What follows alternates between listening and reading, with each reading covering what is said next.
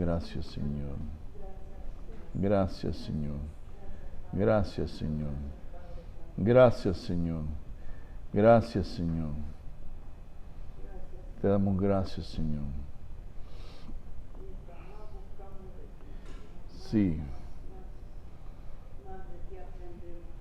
Te damos gracias, Señor. Te damos gracias, Señor. Te damos gracias, Señor. Te damos gracias, Señor. Te damos gracias, Señor. Te adoramos, Señor. Bienvenidos a todos a la casa del Señor. Le damos gracias por su tiempo que han podido llegar acá. Le damos gracias a todos ustedes. Amén.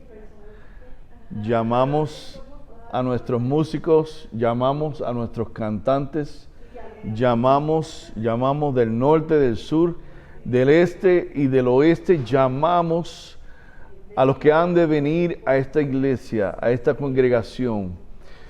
Invocamos sus nombres en el nombre de Jesucristo, los llamamos. Donde quiera que estén, los llamamos.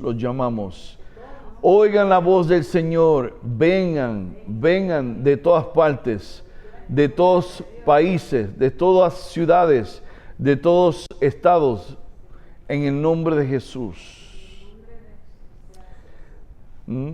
Vamos a continuar hoy, hermanos, lo que estamos haciendo ya semanas.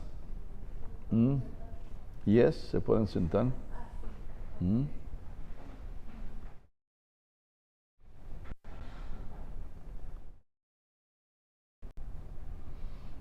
Por unas semanas ya nosotros estamos hablando del propósito, de cómo encontrar el propósito.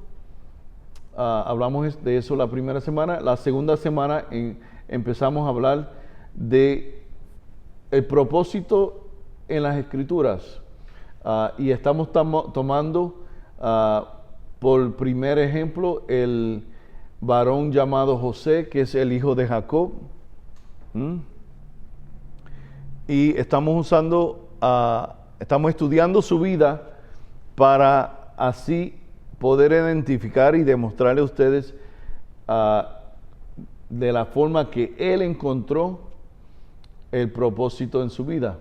Y vamos a ver si podemos dar un repaso aquí bien rápido. Vamos a continuar. Para eso tendríamos que ver. Bueno, no lo tengo acá. Pero vimos la semana pasada en Génesis capítulo 37, empezando del versículo 2, que José era un hombre muy amado por su padre y muy despreciado por su familia, por sus hermanos. En el versículo 3 de ese mismo capítulo empezamos a ver que José fue puesto en una posición más elevada de sus hermanos. Y por eso sus hermanos, dice ahí que sus hermanos lo aborrecían. Entonces, en el versículo 5 ya empezamos a ver que él empezó a tener sueños, y en sus sueños se vieron, él pudo ver su futuro. Así que la pregunta, ¿cómo fue que José empezó a conocer quién él era? En una forma directa fue a través de sus sueños. En el capítulo 37 de Génesis, versículo 5. Por favor, Mary, si puedes leer ese versículo con ese micrófono. 37, versículo 5. 37, versículo 5. Génesis 37, versículo 5. Y soñó José un sueño y lo contó a sus hermanos, y ellos llegaron a aborrecerle más todavía. Continuó. Ujú. Y él les dijo: oíd ahora este sueño que he soñado. He aquí que atábamos manojos en medio del campo, y he aquí que mis manojos se levantaba y estaba derecho, y que vuestros manojos estaban alrededor y se inclinaban al mío. Ujú. Le respondieron sus hermanos: ¿reinarás tú sobre nosotros o señorearás sobre nosotros? Y le aborrecieron aún más a causa de sus sueños y sus palabras. Amén. Hasta Amén. ahí. Pues ahí ya vemos un poquito, ve que en el versículo 2, si baja al versículo 2, por favor, Mary, vaya al versículo 2 para que ellos vean por qué dicen aún más. ¿Por qué dice aún más? Empieza del 2. Versículos 37:2. Sí. Génesis 37:2. Esta es la historia de la familia de Jacob. Ujú. José, siendo de edad de 17 años, apacentaba las ovejas con sus hermanos, y el joven estaba con los hijos de Bila y con los hijos de Silpa, mujeres de su padre, e informaba a José a su padre la mala fama de ellos. Ujú. Y amaba Israel a José Ya más leímos que a esa parte, ¿verdad? todos sus hijos, Ujú. porque lo había tenido en su vejez y le hizo una túnica de diversos colores. Amén. Entonces es ahí cuando empezamos a ver el trato que le daba su padre en comparación al trato que le daba sus hermanos. Y él así pudo encontrar, por el trato que le dio el padre, que lo separó, que le hizo una túnica de diversos colores. Ya vemos que su padre estaba con esas acciones profetizando, estableciéndolo como un líder sobre sus hermanos, y luego, al él tener ese sueño, él empezó a ver, a entender un poquito más, y dice que sus hermanos lo odiaron por eso, lo aborrecieron. Hasta que vemos en el versículo 5, dice que él tuvo un sueño, lo aborrecieron. En el versículo, si no me equivoco, en el versículo 10, dicen que sus hermanos lo aborrecieron aún más, y luego en el 11 dice que le envidiaron. Le envidiaron. Y ya cubrimos eso, solo un repaso bien pequeño de lo que descubrimos de la vida de José.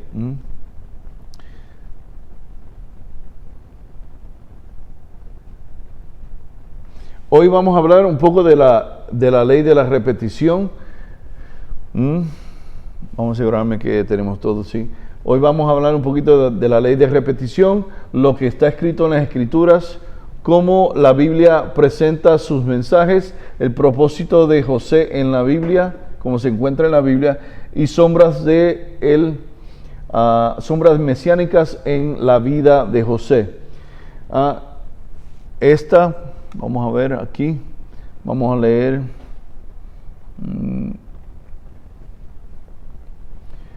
En la Biblia, hermanos, vamos a encontrar, por eso es que le quiero presentar esto, porque quiero tomar la oportunidad de eso no solo hablar del propósito, pero de introducirle ciertas cosas que vamos a ver muy repetidas en la Biblia y cómo se llaman. Y esta se llama la ley de la repetición. Y como ven, este versículo, por favor, hermana Mary, léemelo. El versículo Filipenses 3:1. Capítulo 3, versículo 1. Uh-huh. Por lo demás, hermanos, gozaos en el Señor. A mí no me es molesto el escribiros las mismas cosas, y para vosotros es seguro. Exactamente. Dice, a mí no es una molestia el escribir las mismas cosas una y otra vez. Porque aquí empezamos a ver la ley de la repetición. Dios, esto es algo que Dios le instruyó a Moisés que hiciera en el Viejo Testamento, para que el pueblo se fuera memorizando las escrituras y las leyes que Dios le había entregado a Moisés. Eran muchas. Los judíos cuentan 613 leyes. Y de la forma que ellos los explican es que los 10 mandamientos vienen a ser como categorías donde entran esas, o se dividen y entran esas 613 leyes. O sea que si tomamos las 613 leyes, ciertas secciones, ciertas leyes caen bajo el primer mandamiento, ciertas caen bajo el segundo mandamiento, ciertas caen bajo el tercero, el cuarto, el quinto, el sexto, el décimo. Y lo que él hacía en esos entonces es que él ponía postes y ponía, como decir, rótulos donde la gente podía continuamente ver las escrituras y memorizárselas. Y continuamente Dios le decía al pueblo de Dios que repitieran, por ejemplo, las Pascuas y el sábado. Decía, el sábado se tiene que celebrar en todas tus generaciones. Las Pascuas y todo lo que él hizo en Egipto se tenía que repetir año tras año, a decírselo entre ellos mismos y contárselo a sus hijos generación tras generación tras generación. ¿Por qué? Para que no se olvidaran lo que su Dios había hecho en el pasado. También las fiestas eran un testimonio y una profecía. Por ejemplo, la fiesta de Pascuas, no la fiesta de Easter, como dicen en inglés. La fiesta de Pascuas es una fiesta que profetizaba de lo que Jesús iba a hacer en el Calvario. Y por eso el pueblo tenía que aprenderse eso una y otra vez y grabarse lo feo que era ver las miles y miles y miles de ovejas siendo sacrificadas. ¿Por qué? Porque eso era una foto de lo que iba a ser el Mesías, el Cristo, por nosotros en el futuro. Y por eso es que usaban esta ley de repetición para que se acordara el pueblo de Dios. Vamos a continuar.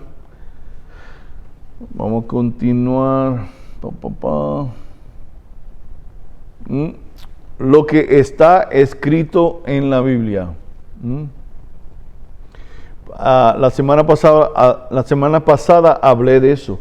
Dije, ¿por qué encontramos ciertas cosas en la Biblia y no encontramos todos los detalles de la persona que lo vivió? Por ejemplo, ¿por qué no vemos la vida entera de José? ¿Por qué solo vemos ciertos eventos que el Espíritu Santo le dijo al autor? En este caso, se cree que Moisés fue el primero que lo escribió y Samuel fue el que lo escribió, continuó escribiendo, y luego, como sucedió en muchos de los casos, en el tiempo de, se me olvidó, yo creo que era el rey Ezequías, él empleó a muchos escribas que reescribieran los rollos de lo que había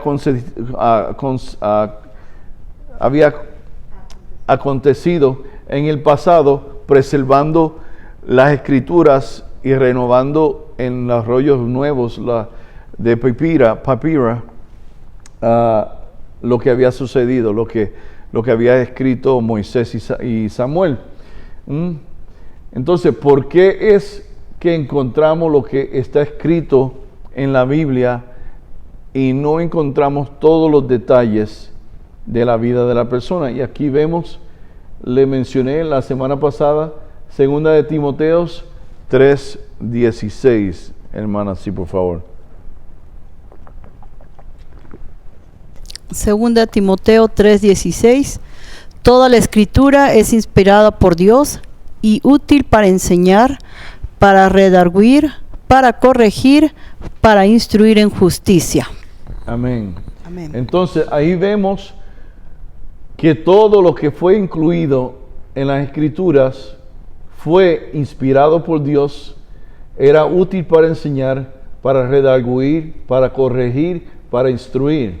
Entonces, la pregunta era, ¿por qué lo otro no fue incluido? Por esta misma razón, porque aquello no entraba dentro de esa categoría, esa descripción.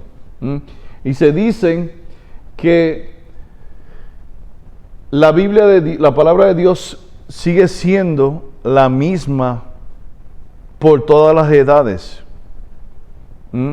Y sigue siendo útil y para redarguir, para instruir, para corregir,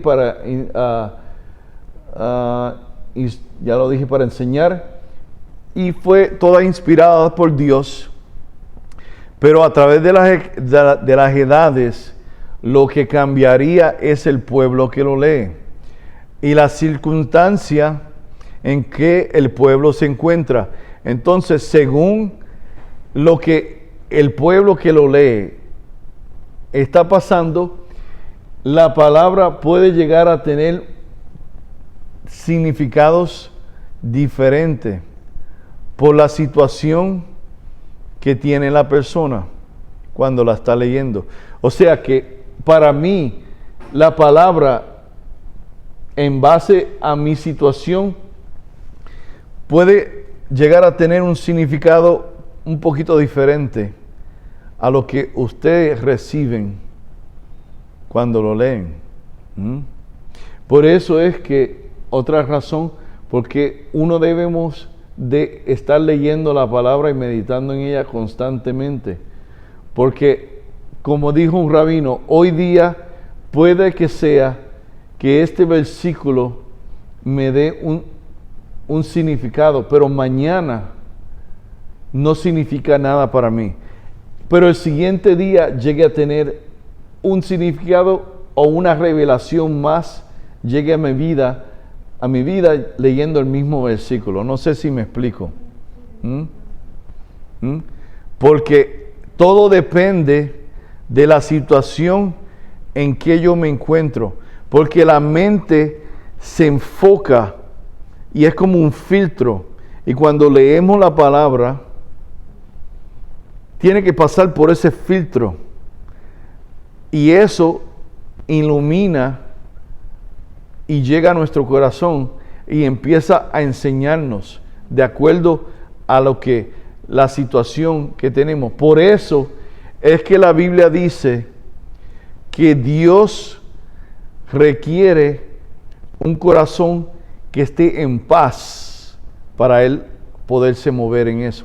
Una persona me dijo, en aguas turbulentes, en aguas llenas de tormenta, Dios no se puede mover.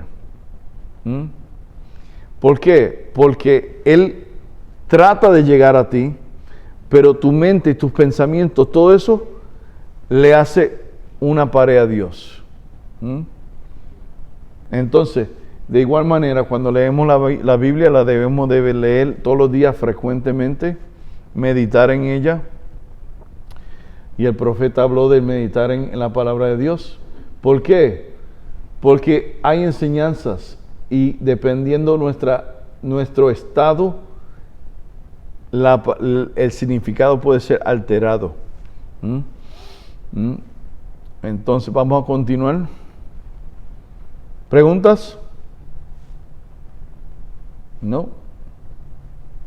¿Cómo la Biblia presenta su mensaje? Hablé que la Biblia habla a lo personal, a lo nacional, a lo internacional. La Biblia habla en alegorías, habla en relación a revelaciones y secretos espirituales. Habla con revelaciones de los eventos proféticos del futuro dentro de los eventos del pasado. Dentro de los eventos del pasado.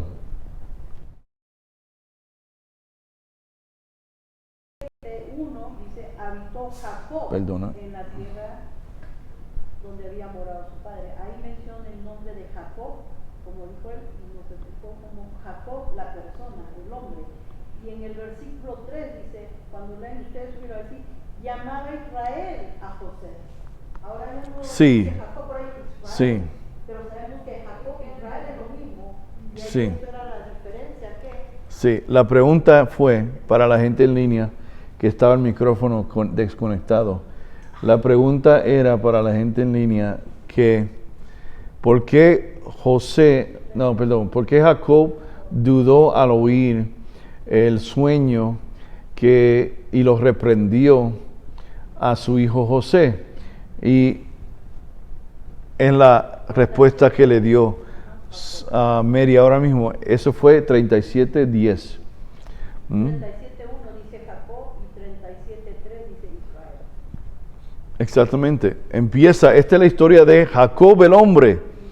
Y luego empezó a hablar de Israel. Y como Israel tenía favor sobre su hijo José. Ya está, por eso le expliqué.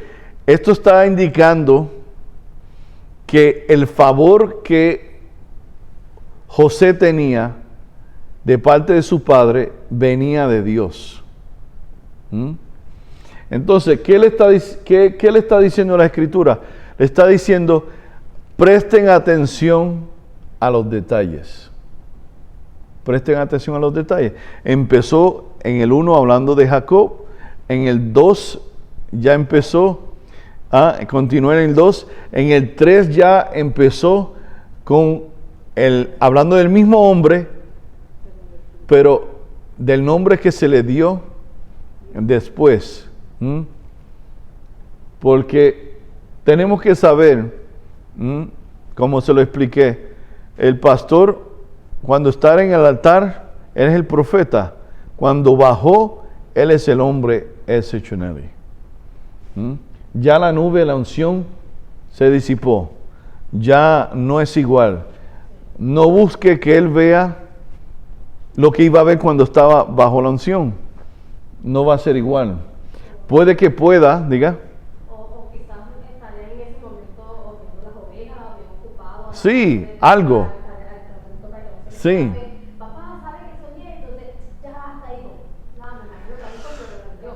Pero cuando ya él tomó su momento, digamos que después del desayuno, el descanso, Sí. al trabajo, ya se puso a meditar en Dios y recordó el sueño. Sí. Ya, exactamente. Sí, exactamente. Algo sucedió. Algo sucedió que ella reaccionó. Así que llegamos a la porción donde vamos a hablar de las sombras del Mesías en la vida de José, hijo de Jacob. Voy a tratar de ser bien rápido porque tengo mucho que decir. Aquí es donde hablé de tipo. Cuando digo sombra del Mesías, hablo que José en ciertos momentos de su vida, lo que vemos grabado en la Biblia, fue un tipo de Cristo, fue una profecía lo que él estaba viviendo. Claro, fue un evento de su vida, pero también señalaba a los eventos que iban a suceder en la vida de Jesús. Si quieren, tomen foto. Esto lo voy a poner en el Facebook. Está en vivo ahora mismo. Esto lo van a ver en el Facebook. Está en vivo ahora mismo, lo estoy grabando. Gracias a Dios todo está yendo bien. Si llegan a ver esta grabación y no se ve bien en el Facebook, yo la tengo aquí ya grabada y la vuelvo a poner. Pero con la grabación mejor. Ya regresó mi estudiante, ok. Un bolígrafo.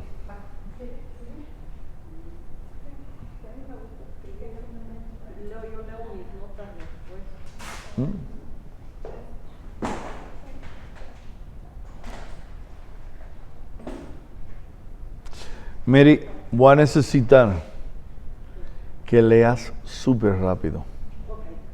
Así que agarra tu iPad.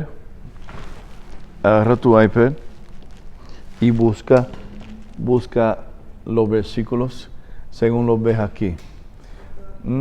Sí. Vamos a ver que en la vida de José, número uno, ¿quién lo puso en la situación que él se encontró? Vemos aquí Juan 3:16 que dice, por tal manera amó Dios al mundo que dio a su primogénito, este es el versículo 3:16, por tal manera, búscame el 37:3, por tal manera amó Dios al mundo que dio a su Hijo unigénito para que todo el que creyera fuera salvo y no pereciera. Entonces, sabemos que Jesús vino al mundo porque Dios lo envió para ser un sacrificio para salvar al mundo, ¿verdad? Y vemos en Génesis 37:3, léelo. Y amaba Israel a José más que a todos sus hijos, porque lo había tenido en su vejez y le hizo una túnica de diversos colores. Ya vemos que similar a Jesús, que fue enviado por su padre al mundo, José fue puesto en esa situación por su propio padre. Ahí lo vemos en el 37:3. Y luego vemos, yo creo que en el mismo capítulo, vemos que su padre envió a, ya más de, pasando el 11, el 12, 13, 14, 15 por ahí, vemos que José fue enviado a ver lo que hacían sus hermanos, ¿verdad? En el 14 dice. Similar, si quieres léelo. 37:14 dice, Israel le dijo, ve ahora, mira cómo están tus hermanos y cómo están las ovejas y tráeme la respuesta. Y lo envió del valle de Hebrón y llegó a Siquén. Sí, así similar fue Jesús enviado al mundo, como lo fue José, enviado al mundo ¿a qué? A corregir, a manejar las cosas de Dios. ¿Ve? Así que eso es una sombra, en el número 1, una sombra de lo que iba a ser Jesús en el futuro. Lo vemos en la vida de José. Número 2, José no fue aceptado por sus hermanos. Dice específicamente, los hijos de Bilha y los hijos de Silpa. Los hijos de Bilha y los hijos de Silpa, que era, aquí lo puse, Dan y Neftalí, son los hijos de Bilha, la sierva de Raquel, y Silpa, la sierva de Lea, tuvo a Gad y a Asher. Entonces, otro día le voy a contar de la familia, de esta familia, hablando directamente de las 4 hermanas. Hágame acordar un día, le voy a contar una historia de ellas. Vemos en Génesis, como le dije, 3 y el 37:1 a 11, lo que ya hemos leído varias veces. Búscame Juan 1:11 al 12, por favor. Juan capítulo 1:11 dice, a lo suyo vino y los suyos no le recibieron, mas a todos los que le recibieron, a los que creen en su nombre, les dio potestad de ser hechos hijos de Dios. Amén. Entonces, así como José no fue aceptado por sus hermanos, Jesús vino a Israel, pero inclusivamente o directamente a los judíos que eran de la tribu de Judá, y él siendo judío como ellos, él siendo de la rama de Fares como ellos fueron, aún así no lo aceptaron como el Mesías. Continuemos. La reacción de su padre en el versículo 37:10. Acuérdese que le expliqué que Dios lo envió al mundo a Jesús, así como Dios a través de Jacob, de Israel, puso a su hijo en autoridad. Aún así, 27. En Mateo 27, 46. Cerca de la hora novena, Jesús clamó a gran voz, diciendo, Elí, Elí, lama sabactani. Esto es, Dios mío, ¿por qué me has desamparado? Entonces, el proceso me hizo pensar, el proceso en cual él empezó a pasar, ve que dice, su padre lo reprendió y después dice que luego meditó en esto. Pero aquí Jesús también en un momento sintió, se dicen, los teólogos dicen que él sintió cuando se le despegó la presencia del Padre, porque en ese momento él se había cargado de los pecados del mundo. Similar, él empezó a tener una experiencia de desprecio. La reacción de su padre, ya lo cubrimos en el versículo 10 y el 11. Vamos a continuar.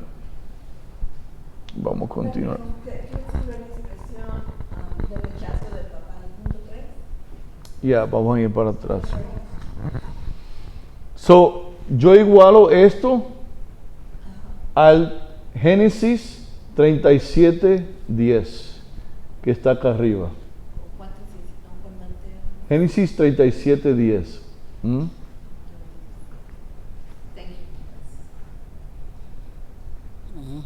¿Dónde estoy? Allá. Génesis 37:10. No, me adelanté en línea. Precio de venta de Jesús. ¿Ve? Estamos hablando de las sombras del Mesías que vemos en la vida de José. José fue vendido por 20 monedas de plata. Y Jesús fue vendido por 30 monedas de plata. No se fijen tanto en el número, sino que los dos fueron vendidos. Los dos fueron vendidos. Y los dos fueron vendidos por sus hermanos. Y casi que de la misma manera. Sí, exactamente. Sí, porque los hermanos dijeron, ¿cuánto nos das por él? Exactamente. Y a Judá le preguntaron los sacerdotes, ¿cuánto quieres por él? Exactamente. Casi de la misma manera. Exactamente. Hay paralelos muy graves ahí, que uno no puede, si lo miras. Esto requiere que tú mires y sepa un conocimiento profundo de la Biblia y medite. Estamos hablando del Viejo Testamento y el Nuevo Testamento y viendo el puente. El viejo es la sombra de lo que se iba a manifestar. Estamos hablando la sombra de lo que se va a manifestar en el Mesías. Porque todo aquello va señalando a Cristo y de lo que Dios iba a hacer por nosotros, ¿verdad? Así que Él fue vendido por plata. No se fijen en el número. Fue vendido, como dijo la hermana, casi de la misma forma. Dijo, ¿cuánto quieres por él? ¿Cuánto quieres por él? El que lo vendió, si vemos la historia de José, vamos a ver que Judas, en los otros capítulos que le siguen, tuvo una reacción que dijo, yo pongo mi vida por la vida de Benjamín, indicando que él tuvo un papel muy grave en el asunto de vender a su hermano. En la transacción. Su herma- Sí. Sí, al principio lo defendió, no lo matemos. Y le voy a hacer la comparación ahorita. Le voy a hacer la comparación ahorita con eso. Porque yo lo tengo en mis notas. Espero que no se me ha olvidado ponerlo, pero lo tengo en mis notas. Que luego él no se opuso a venderlo, a matarlo, pero no se dice nada que él no dijo nada de venderlo. Y aquí en la historia de Jesús, ¿quién lo vendió? Fue Judas. Está diciéndome a mí que Judas, el hijo de José, tuvo un papel grave, quizás fue el que recibió el dinero. Aunque la Biblia no lo dice en el Viejo Testamento, pero lo tomo del Nuevo como si fuera así. Exacto, exacto. José, en el número 5, sí, tengo esta pantalla y tengo aquí en la internet. Quiero saber que los dos estén igual. José en el número 5 dice que él fue vendido a los ismaelitas, y los ismaelitas también van por el nombre de Medián, porque ellos vivían en Midian. Donde vamos a ver en el futuro que Moisés fue a vivir en la tierra de Midian, donde estaba Yitro, su nuero. Pues los ismaelitas eran los medianitas y ellos lo llevaron a Egipto. Bueno, los ismaelitas de aquel entonces eran los romanos, porque los romanos eran descendientes de Esaú, y Esaú era el padre de los ismaelitas, porque Esaú se casó con la hija de Ismael, y de ahí salieron los ismaelitas. Y un grupo, muchas naciones, salió Amalek, salieron muchas naciones de ese varón. Uno de ellos eran los romanos. Se repite la historia. José fue vendido por sus hermanos a los ismaelitas, y los judíos, ¿cómo se llaman? Los fariseos vendieron a Jesús a los romanos. Dice que lo entregaron a Pilato para que fuera juzgado. ¿Por qué lo entregaron a Pilato para que no fuera juzgado? Porque dijo Caifás, el sumo sacerdote de ese año. Voy a ver si lo veo en mis notas. Dijo Caifás, el sumo sacerdote de ese año, dijo que era propicio. Vamos a ver si lo encuentro en mis notas. ¿Dónde está? Era propicio, era mejor que muriera uno por la nación, que murieran todos, toda la nación entera. Entonces, eso se iguala a lo que dijo Judas cuando dijo, ¿qué provecho tenemos nosotros? Porque Él es sangre y hueso de nosotros. ¿Qué provecho tenemos que lo matemos? Y una de las razones por la cual, vamos a ir otra vez, por la cual ellos no querían matarlo a Jesús, y le dieron la razón esa a Pilato, dijo, porque no es permisible que nosotros matemos. Los fariseos. No es permisible que nosotros lo juzguemos y lo matemos. Porque ahí se esconde un secreto. Aunque Israel tenía el Sanhedrin, que era una corte establecida por Moisés, llegó a tener si no me equivoco, 120 jueces, y fue reducido a 70, yo creo que fue reducido a 70, y dentro de los pueblos donde quedaban muy lejos, habían Sanhedrin más chiquitos todavía, pero el más grande era como de 120, si no me equivoco. Ellos eran jueces, y ellos le decían a la gente, en base a tu pecado, deberías de ser, por ejemplo, apedreado, pero en vez de apedrearte, te vamos a aconsejar.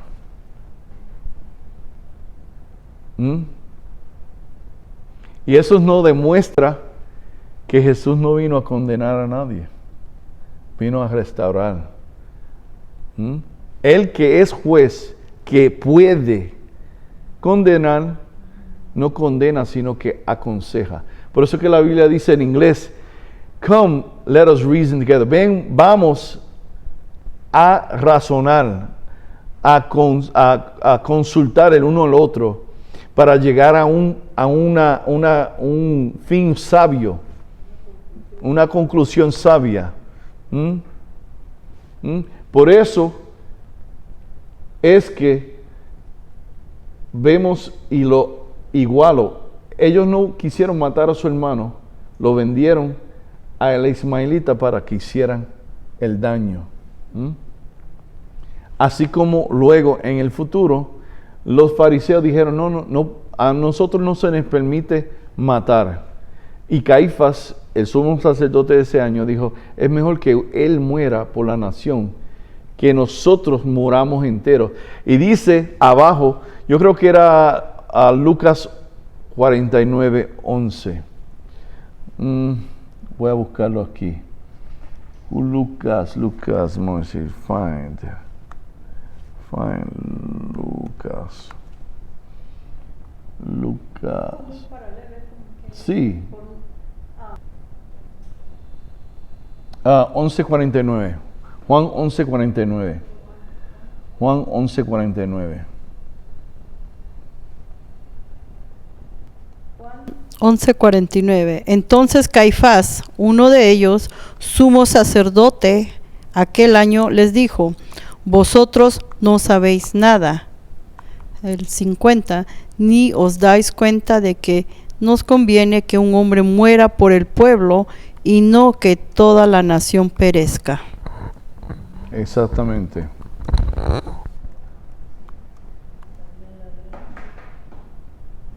Sí, ellos eran maestros de la ley, pero ellos quisieron evitar, como le dijo, no querían derramar la sangre de un judío porque no era permisible. Y no querían, y él, ese año él profetizó, es mejor que él muera por la nación, que la nación muera entera. Así que le dije, fue vendido a los ismaelitas, que son, en el tiempo de Jesús, son los romanos, porque son descendientes de él. Son descendientes de Ismael y de Esaú. Entonces, dice, y fue llevado a Egipto. Descendió Jesús hasta el Seol. Y en el mundo, lo más que representa el Seol es Egipto. En hebreo, Egipto se pronuncia Mitzrayim, que es combinación de dos palabras, y significa la concentración de toda la maldad. Entonces, Egipto es la concentración de toda la maldad y se puede hacer un paralelo, una conexión al infierno, donde va todo lo malo. Entonces, él fue vendido a los israelitas que lo llevaron a Egipto. Jesús fue vendido a los romanos que lo crucificaron y a través de eso fue a dónde fue. Entonces hay un paralelo ahí. ¿Qué dice ahí, Mary? Léeme el 27. Mateo 27:1. Cuando llegó la mañana, todos los principales sacerdotes y los ancianos del pueblo celebraron consejo contra Jesús para darle muerte. Y después de atarle, le llevaron y le entregaron a Pilato, el gobernador. Bien. Ahí ven que él fue entregado, Jesús fue entregado a los romanos, así como José fue entregado a los ismaelitas. Eso es una sombra mesiánica en la vida de José de lo que iba a suceder en la vida de el Mesías, Jesucristo. Y ahí puse, José fue llevado a Egipto. Jesús, ve lo que dice ahí, Jesús descendió al pozo del infierno. Y vemos Mateo 12:39, si no me equivoco, está hablando de Jonás.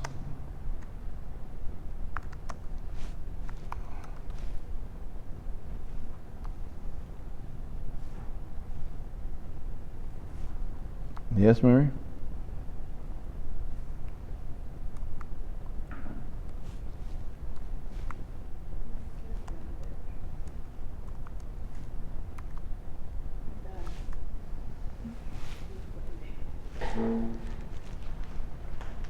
¿No prende?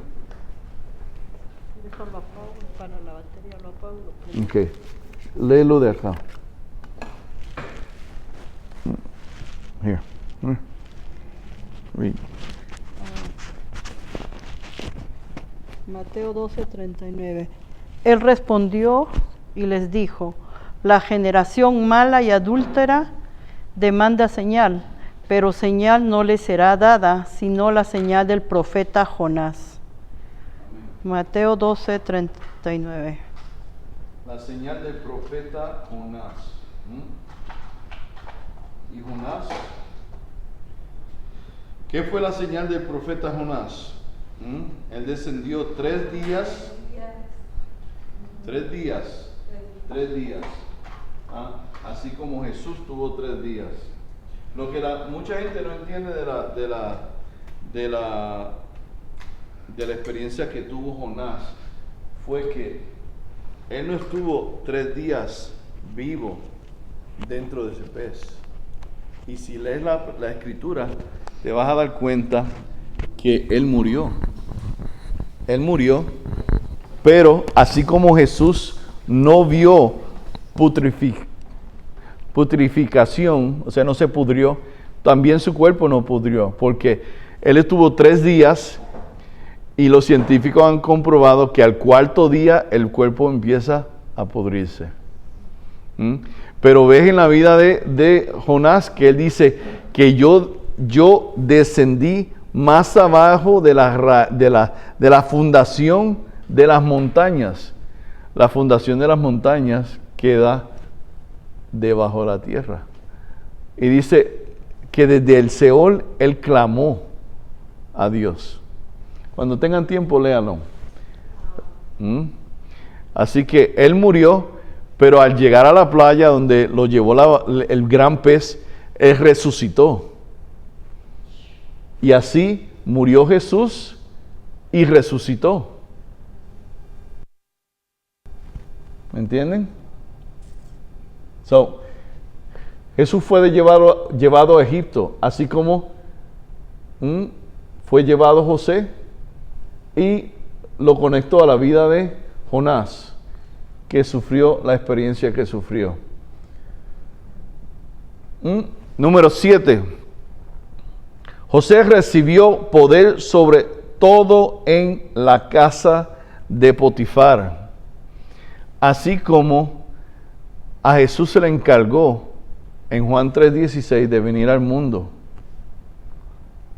para manejar las cosas de su Padre. Búscate por favor Lucas 2:49. Lucas 2:49. Lucas 2:49. Entonces él les dijo: ¿por qué me buscabais? ¿No sabías que en los negocios de mi Padre me es necesario estar? Amén. Ahora 39:5 de Génesis, a lo que yo continúo hablando.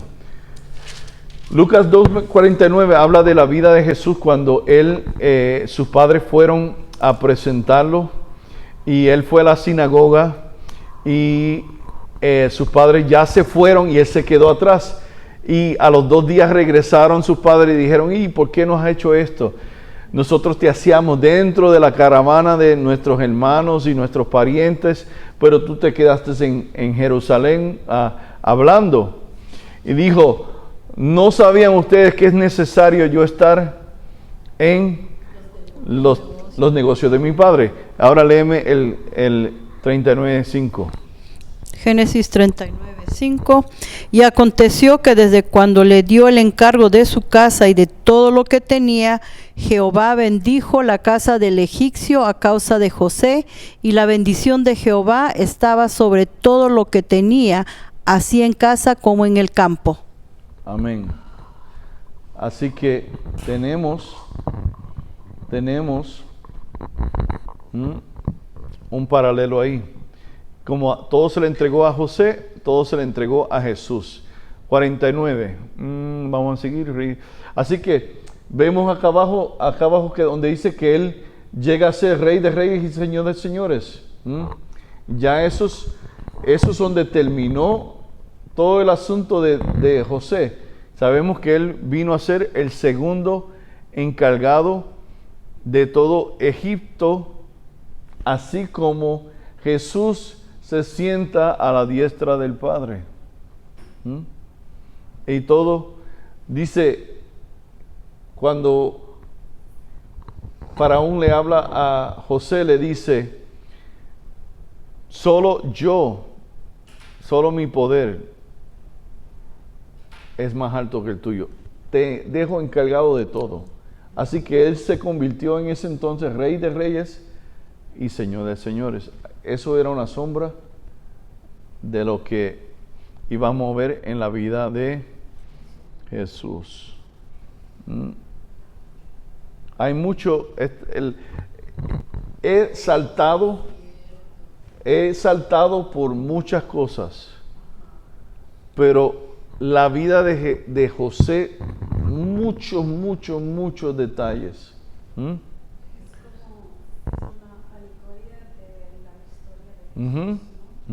Yeah.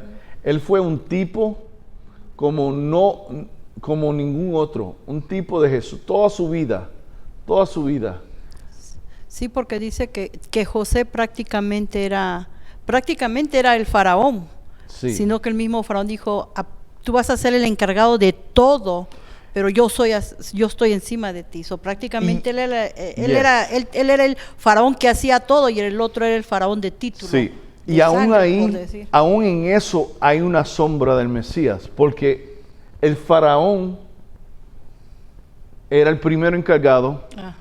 Y luego venía José. Pues al enemigo se le conoce como el príncipe de este mundo. Y a Jesús se le conoce como el príncipe de paz. Y príncipe es un título que se le da a los reyes de la tierra.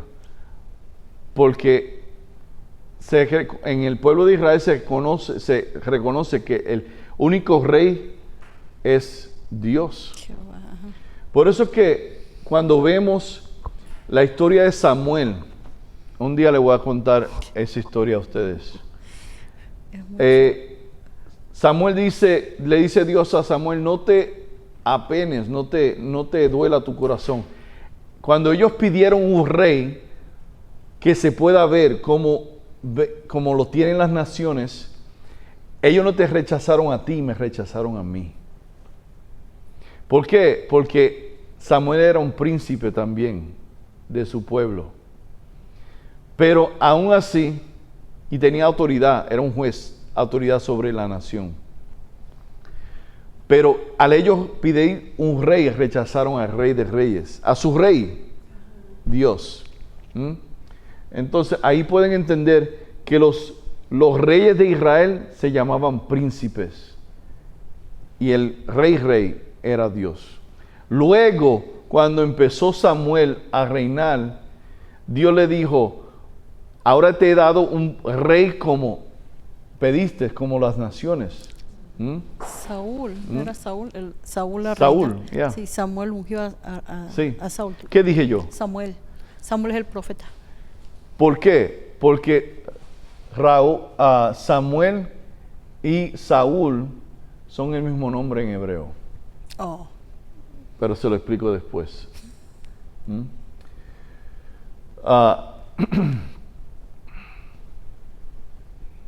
José fue tentado, así como lo fue tentado Jesús. El versículo que van a ver aquí te va a hablar de la mujer samaritana, donde Jesús, espérate, mírame ese versículo. ¿Cuál? Jesús fue tentado en el jardín. Y también aquí dice Lucas 4:1. que Jesús fue llevado al desierto por el Espíritu Santo para ser tentado. Léeme eso. Ok, Lucas 4:1. Entonces Jesús fue llevado por el Espíritu al desierto para ser tentado por el diablo. Exactamente. Así que José fue tentado. ¿Cómo fue tentado José? Fue tentado por la esposa de Potifar. ¿Mm? Aquí Lucas 4 dice que Jesús fue tentado por el enemigo, pero acuérdense también que Jesús fue a un pozo donde se encontró con una mujer samaritana. Y muchos pastores han llegado a la conclusión que cuando ella le dice a él, ¿cómo es que tú siendo judío, ya lo tienes? Sí.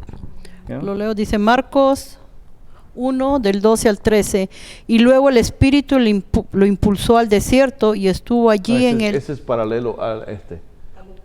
Lucas 4, 1. No, ese versículo no lo puse ahí, de la samaritana. Oh, okay. Pero Jesús le dice, dame agua. Y ella dice, ¿por qué siendo tú judío, sabiendo que los judíos no hablan con las samaritanas, por qué me hablas a mí? Entonces dice, si tú supieras con quién hablas, tú le pidieras a él agua y él te daría un agua que saciaría tu sed y nunca vas a tener más sed, ¿verdad? Y ella le dice, ¿eres tú más grande que nuestro padre Jacob que hizo este pozo? Y luego, de momento Jesús le dice, ¿dónde está tu esposo? Porque ahí fue donde ella empezó a pensar, siendo judío, sabiendo que los judíos, aparte que no hablaban con los samaritanos, los judíos no hablan con las mujeres, se mantienen separados. Eso es algo tradicional. So ella llegó a la conclusión que él estaba tirándole flores. Y de momento él dice, ¿dónde está tu esposo? Entonces ella dice, he percibido que tú eres un profeta, porque me has contado todo. Porque él le dice, bien has dicho, no tienes esposo, porque con el que estuviste esta mañana y los otros, ninguno de ellos han sido tu esposo. Eso fue una tentación que Jesús sufrió ahí. Así como la tuvo José con la esposa de Potifar. Continuemos. No. Jesús dijo, si usted supiera con quién hablas, pero la cosa que sucedió ahí, que los judíos no hablaban con los samaritanos, número uno. Los judíos tampoco hablaban con las mujeres. Los hombres con mujeres, no. Pero a él romper esa regla, ya en su mentalidad. Exactamente. Por eso de momento él le dice, ¿dónde está tu esposo? Porque una mujer tampoco debe de hablar con un hombre si no está su esposo ahí. ¿Entiendes? Esto fue una situación donde él estaba ministrándole a ella, pero ella percibió otra cosa, pensó otra cosa, ella. Él empezó la conversación. Sí. Y eso está en el libro de Juan 4. Sí. Y a partir del Juan 4 está hablando. Léalo. Apunta. Pero Juan tienes 4, que saber que el judío no habla con el samaritano. Juan 4. Y el judío varón no habla con mujeres. Aún en las sinagogas hoy día se sienta en un lado y en un lado. Eso es cultural. Cultural, de ellos. Para que no haga malentendidos. Como se ve en esa historia, que ella pensó una cosa a lo que él estaba ministrándole a ella. Y luego dice que ella se convirtió en la primera evangelista del pueblo de los samaritanos. Pero eso fue una tentación que sufrió Jesús ahí. José se encontró encarcelado. Y exactamente. ¿Dónde fue el encarcelamiento de Jesús? Fue cuando fue entregado a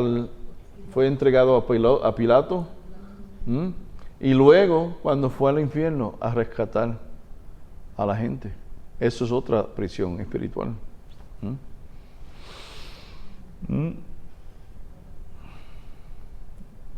Vamos a ver, ¿qué dice? Dice, habían prisioneros ahí y también prosperó allá. Él fue llevado a la prisión y también para que prosperara lo que estaba haciendo ahí. Jesús fue al pozo del infierno y recibió la llave de la vida y de la muerte. Así como cuando José fue llevado a la prisión, le entregaron el mando de todo lo que hacía ahí. ¿Ah?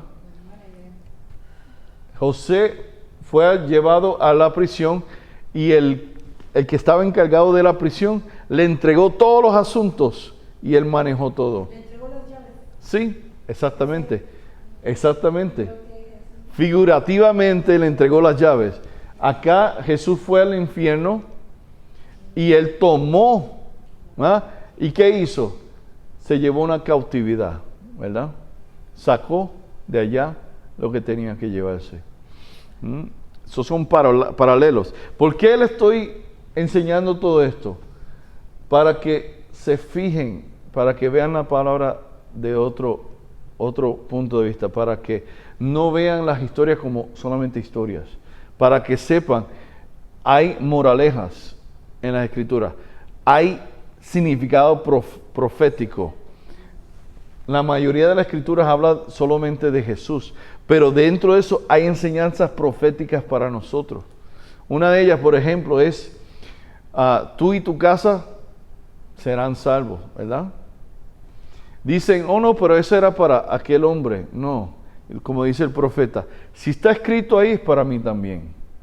¿Por qué? Tienes razón. ¿Por qué? Por lo que le dije al principio. ¿Por qué está escrito?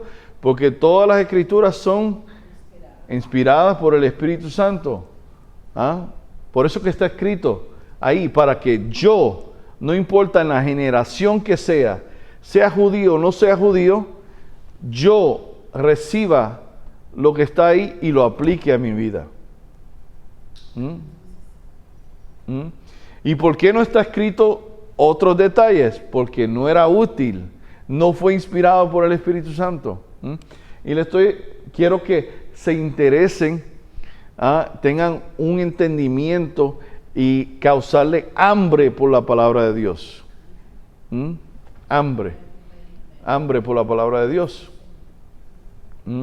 Así que, bien breve, le hice la conexión. Él fue encarcelado, se le entregaron las llaves de la prisión, corrió todo, así como Jesús corrió todos los asuntos de su Padre. El mundo se puede llamar como si fuera una prisión, porque por mucho tiempo fuera de Cristo estuvimos desconectados. Y le puedo explicar más profundo, más espiritual, pero lo dejamos ahí. Y luego Jesús fue al infierno y, como puse por ahí, llevó la cautividad de Sión. Y hay un versículo, ese versículo, Efesios 4:8.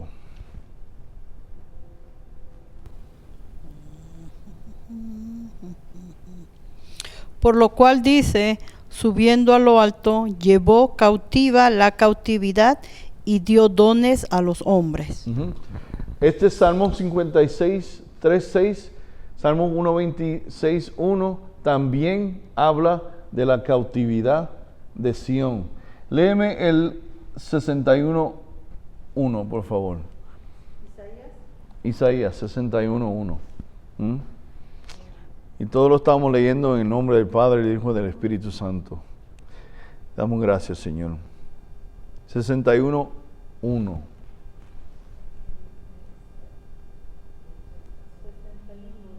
El Espíritu de Jehová, el Señor, está sobre mí, porque me ungió Jehová, me ha enviado a predicar buenas nuevas a los abatidos, a vendar a los quebrantados de corazón, a publicar libertad a los cautivos y a los presos apertura de la cárcel. Amén. Amén. Entonces, ahí vemos el versículo acá, lo que leímos. Vamos a continuar. Van a ver esto en Facebook. Y ya estamos acabando. José conoce al copero y al panadero en la cárcel. Jesús conoce al copero y al panadero en la cárcel. Dice, fueron acusados de un crimen, así como Jesús fue acusado de un crimen. Uno era inocente y el otro era culpable, así como Jesús era la parte inocente y el pueblo de Israel la parte culpable. Uh-huh. Sí, pues sí. También, esa es la conexión. ¿No lo escribí acá? Yo lo tengo escrito en mis notas, Barrabás. Pero Barrabás representa también la culpabilidad del mundo. Porque los judíos escogieron dejar libre uno totalmente culpable y escogieron a uno totalmente inocente. Y no solamente eso, pero dijeron, sea su sangre sobre nosotros, la culpabilidad, sea su sangre sobre nosotros. Ellos proféticamente estaban diciendo, hicieron decisiones y dijeron cosas, ¿verdad? Dice, José interpreta los sueños del copero y del panadero. Dice, en esto vemos pintado un cuadro de la sangre de y del cuerpo de Jesucristo, ¿verdad? El vino y el pan, el copero y el panadero, ¿verdad? El vino y el pan. También una imagen de los dos Mesías, de Jesús, el hijo de José. Jesús, hijo de José, significa Jesús que vino a ser crucificado. Y Jesús, el hijo de David, en su segunda venida, viene a reinar. También Jesús, hijo de José, ¿verdad? Jesús, hijo de José, sufrió la muerte. Jesús, hijo de David, recibió el reino. Así como vamos a ver que el panadero fue sentenciado a la muerte. Y el copero fue establecido otra vez a su posición. Vamos a ver. Y fue como si fuera puesto a la mano derecha del rey, porque el copero era el encargado, el que tenía que estar al lado del rey para probar todo, si tenía veneno o no, ¿verdad? Así como, vamos a leer aquí, para no adelantarme, el panadero fue sentenciado a la muerte, así como el cuerpo de Jesús fue sentenciado a la muerte porque fue hallado culpable cuando se convirtió en nuestra sustitución. O sea, él recibió el pecado de nosotros. El cuerpo fue exaltado de nuevo a su posición. El copero fue exaltado de nuevo a su posición anterior. ¿Cuáles eran sus deberes del copero? Era probar la copa que el rey bebería. Y así vemos a Jesús en el jardín hablando de la copa que bebería. ¿Se acuerda? En el jardín dijo Jesús, si sea posible, Señor. Dijo, si sea posible, Señor, esta copa sea pasada de mí. Pero si no sea hecho mi voluntad, sino hecho la voluntad suya. Vemos el paralelo, ¿verdad? Entonces,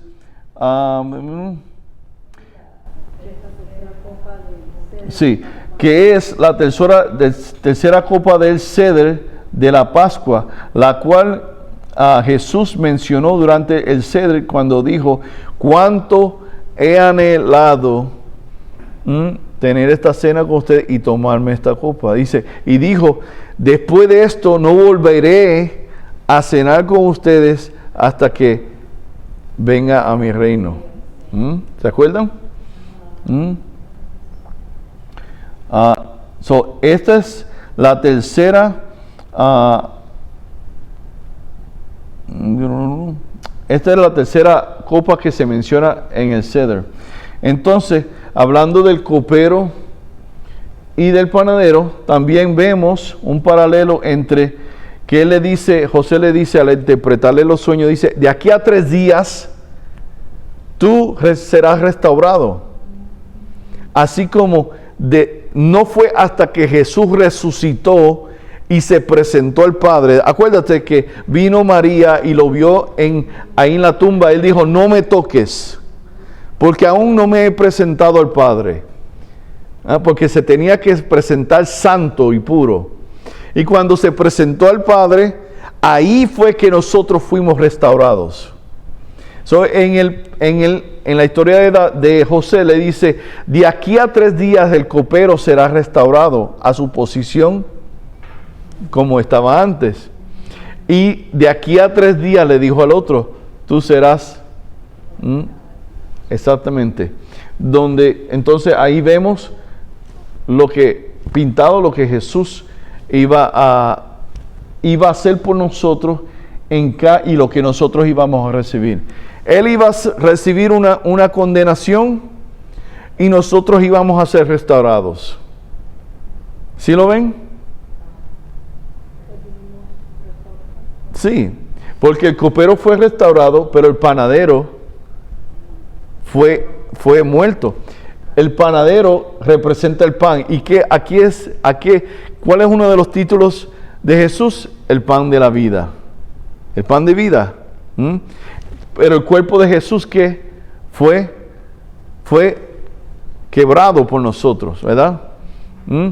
Y cuando nosotros comemos la Santa Cena, o sea, practicamos la Cena de las Pascuas, que nosotros le llamamos la Santa Cena, es el cuerpo de Jesús que estamos supuestamente comiendo. O sea, estamos identificándonos y proclamando: Jesús derramó su sangre y su cuerpo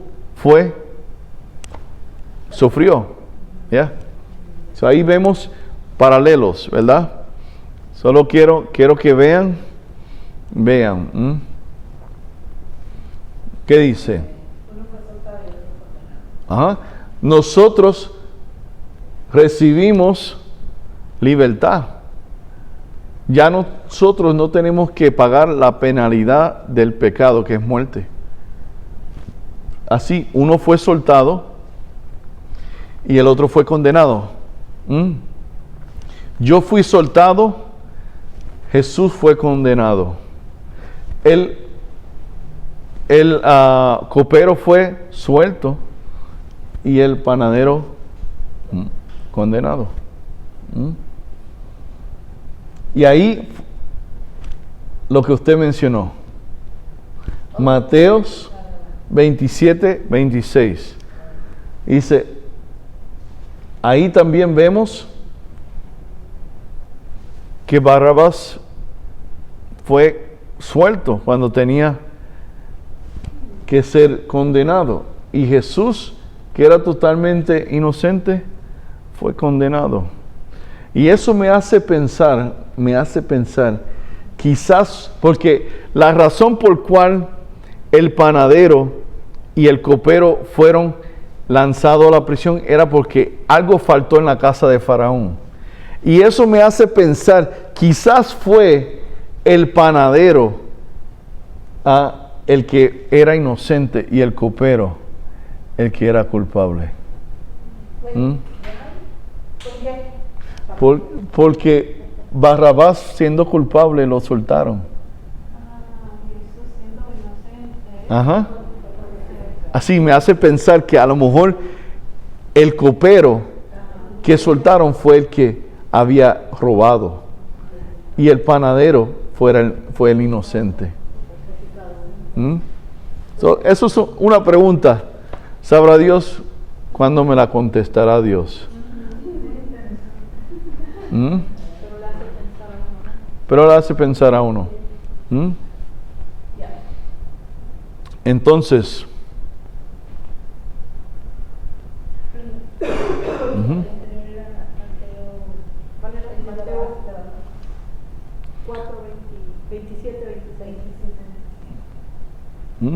el copero, número 12, el copero habló en el nombre de José.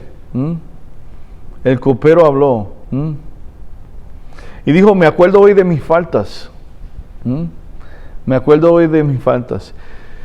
Mis faltas no de las de nosotros. Jesús asumió la responsabilidad de la penalidad del pecado y la recibió.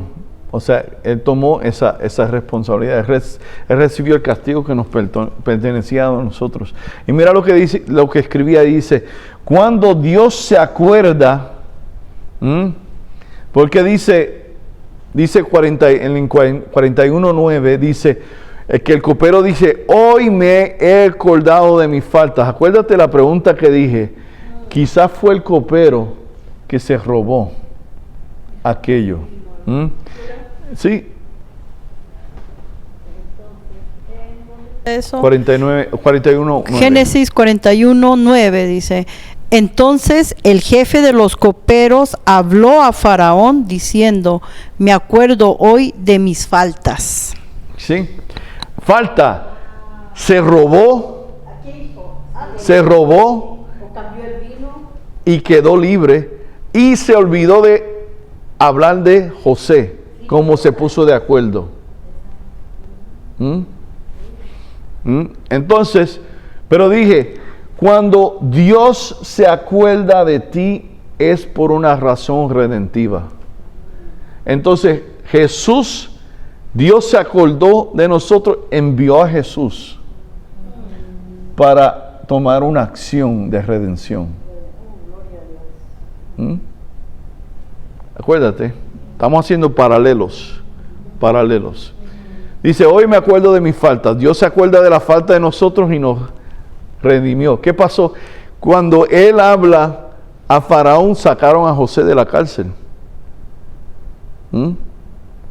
Ahí está una foto de la redención. Dios hizo algo por nosotros a través de Jesús. Sí, hizo algo, exactamente, hizo algo porque llama a Jesús el mediador. Un mediador tenemos en el cielo. Exactamente. Él habló a favor de José, dijo, hay uno en la cárcel que interpreta sueños.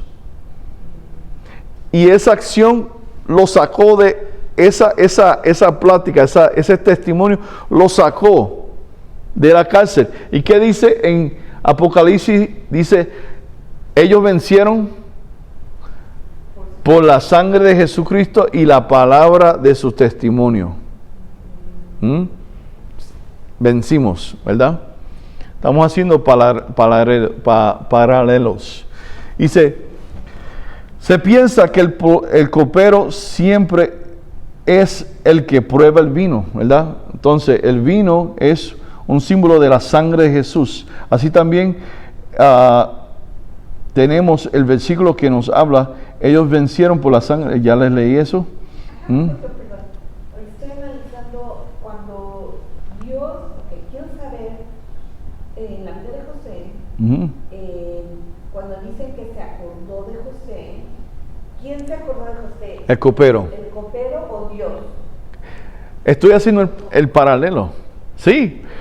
Porque Dios usa el copero y le dice, acuérdate de lo que le prometiste. Pero la razón por la que se acordó fue por el sueño que de Faraón.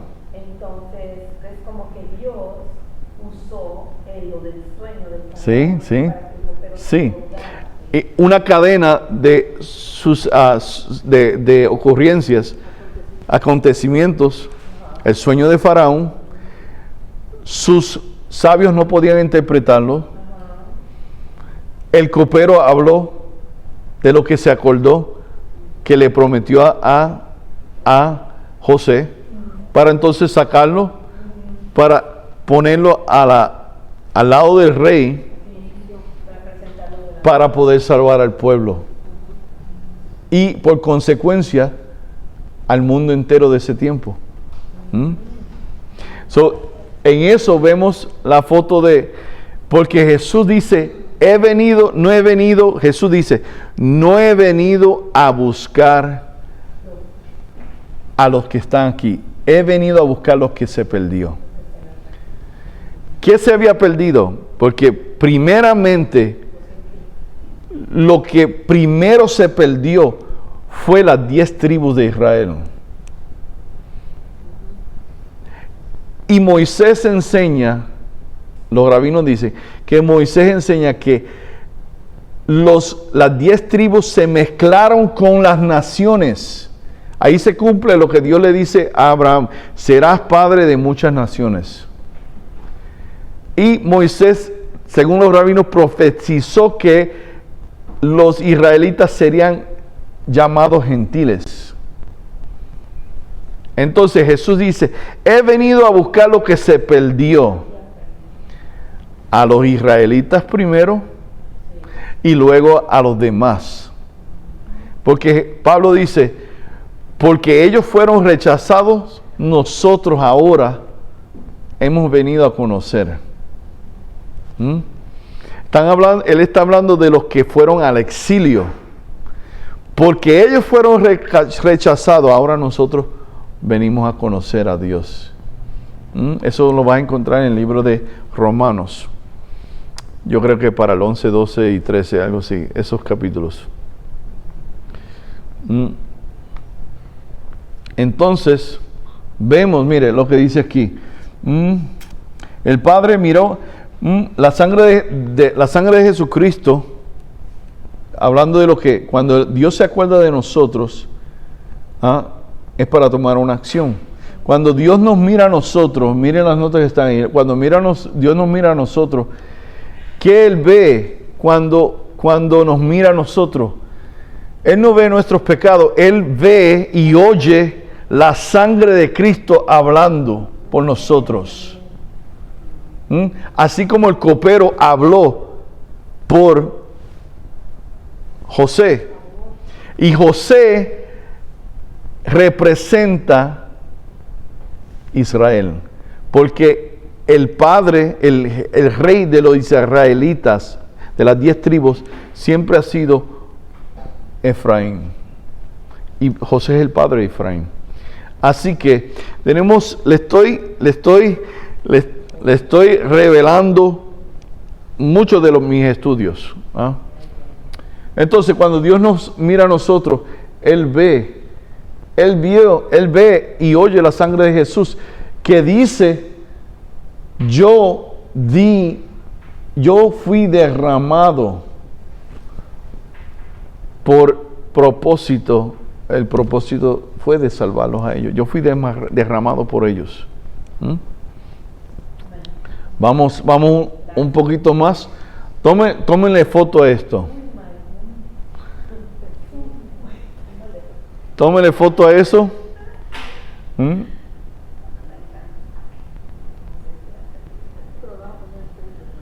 Sí.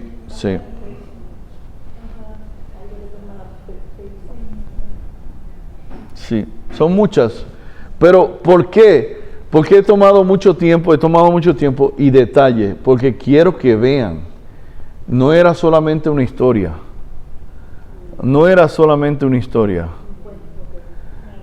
Era una revelación tras revelación, tras revelación, tras revelación.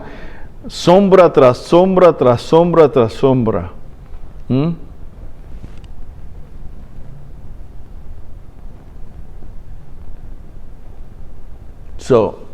Quizás no entiendan mis notas, yo lo voy a explicar en línea, pero vamos a concluir. Vamos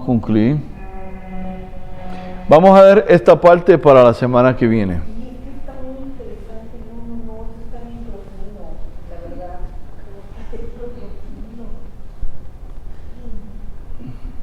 Vamos a ver que vean aquí, en línea.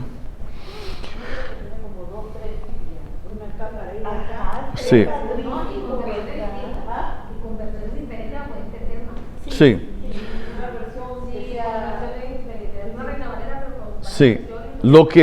Sí, eso es bueno. Y eso es bueno para ella, pero todavía está una de esas, la fiesta de la trompeta. Sí, Rosh Hashanah. Entonces ves, Sí. en otras versiones no. Esto no lo van a ver en el español. La fiesta de trompetas sí lo van a ver.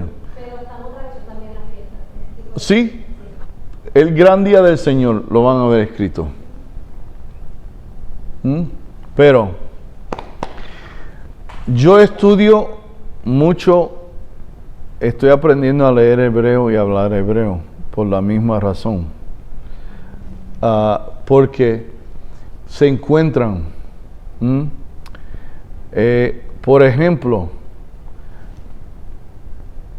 hay en la Reina Valera, no, en Strong's, no, en King James, la Biblia Santiago, hay palabras que nunca aparecieron en el hebreo y nunca, y son palabras que pusieron de otro idioma, del italiano, dentro de la Biblia hebrea. Y no habla, o sea que han introducido cosas que solo leyendo en el hebreo vas a aprender el significado. Por ejemplo, el Strong's Concordance, la concordancia de Strong's, solo te da las raíces de las palabras, pero yo veo las raíces ahí, pero yo leo el hebreo. Entonces, lo que dice ahí es la raíz, pero no es lo que está escrito. Ellos te dan la raíz de la palabra y te dan el significado, pero lo que está escrito no es lo mismo. Es una palabra derivada de esa raíz. ¿Entiendes? Así, por eso el propósito era, descubre tu propósito. Un ejemplo, cómo José descubrió su propósito. Y ya que estoy ahí, mira la sombra del Mesías dentro de la vida de José, para que aprendan que eso no era solamente una historia y que deben de estudiar la Biblia más profundo, y para poder interpretar algo tienen que agarrar toda la Biblia entera, porque no se puede llegar a una doctrina usando solo un versículo. ¿Cómo decir? Sí, exacto. Un versículo, yo puedo inventarme cualquier cosa con un versículo. Sí, con el texto más corto de la Biblia, yo hay cualquier cantidad de enseñanzas profundas. Sí, exactamente. Tenemos que hacerlo dentro del contexto. Así que, vamos, hermana.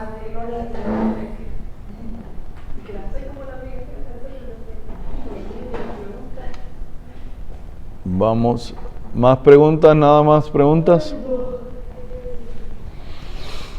Como le voy diciendo, el propósito de Dios incluye perfección, elección y dirección.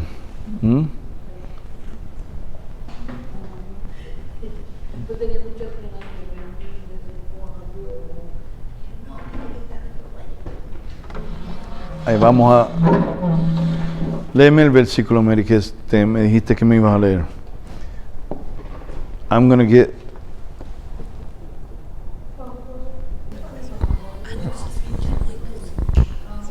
Sí.